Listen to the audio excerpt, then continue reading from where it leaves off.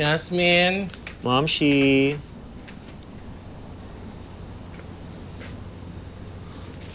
Hoy, ano ba yan? Ayaw mong bumili ng bago talaga. Ayan na, nakikipag-chismisan na yung sapatos mo sa'yo sa nganga. Momshi, pwede pa to. Hindi dikit ko lang, oh.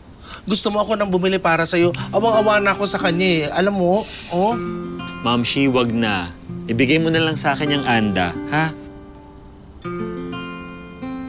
Kaya pa ba yan? Kaya pa yan, Momshi. Ano, didiinan ko lang.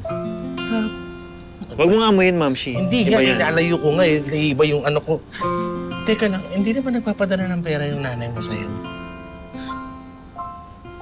Di na. Pero, iniintindi ko na lang. Tapos, malaman-laman ko, may iba na pala siyang pamilya. Si tatay nasa kabilang barangay lang. Di man lang ako hinanap. Tinakwil na yata ako. Hindi mo ba sinasabi sa kanila yung sitwasyon mo? Hindi. Hindi, Mamshi, kasi wala rin naman silang gagawin eh. Diba? Sino ba naman ako? Minsan hindi ko naman naramdaman na minahal nila ako bilang anak. Kapatid. Wala akong silbi sa kanila. Wala akong kwenta kasi bakla ako.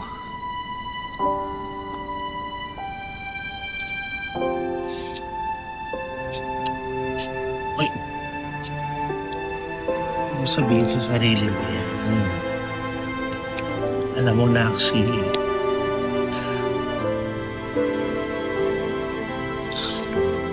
yan. Basta, ito dapat gagawin mo. Gagalingan mo lang. Gagalingan mo na sa lahat ng bagay. Mag-focus ka dun sa magpapasaya sa'yo. Lahat ng magbibigay ng happiness sa'yo, enjoyin mo lang yun. Gagaya ng pagpabasketball mo. Di ba na hindi ko nga maintindihan sa dinami-daming bagay na kahihiligan yung basketball pa. Pero dyan ka masaya. Itsura mo, girl. Pero basketball. Pero happy ka at magaling ka dyan. Kailangan mo. Sayang yung concealer natin. Patingin mo na nung ano, yung itsura ng ano, kauna-unahang Becky na MVP. Show me. Books.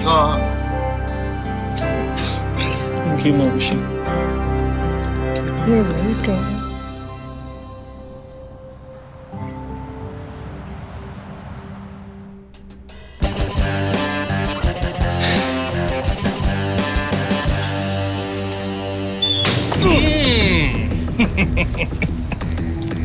Alam mo, Rudy, kung naiinis ka, dali mo sa basketball court.